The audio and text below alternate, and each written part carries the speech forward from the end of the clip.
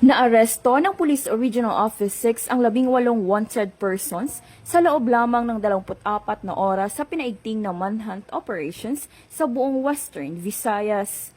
Batay sa Regional Operational Accomplishment Report, 19 na operasyon ang isinagawa ng iba't ibang police units mula alas 6 ng umaga ng Agosto 25 hanggang alas 5:59 ng umaga ng Agosto 26 ng taong kasalukuyan.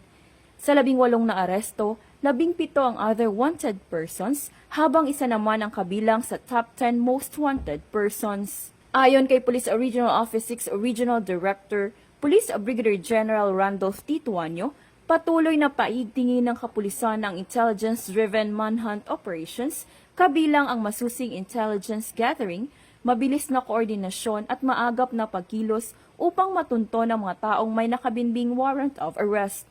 Hinimok din ng PRO6 ang publiko na makipagtulungan at magbigay ng mapagkakatiwalaang impormasyon na makatutulong sa pagtuntun sa mga wanted persons. Ang mga pag-arestong ito ay bahagi ng tuloy-tuloy na kampanya ng PRO6 para sa mas ligtas at mapayapang Western Visayas, alinsunod sa responsive, trusted at transformative policing for a safer Western Visayas. Mula dito sa Police Regional Office 6, ako ang inyong PNN Correspondent, Police Corporal Crystal Salvador, alagad ng batas, tagataguyod ng Balitang Pulis.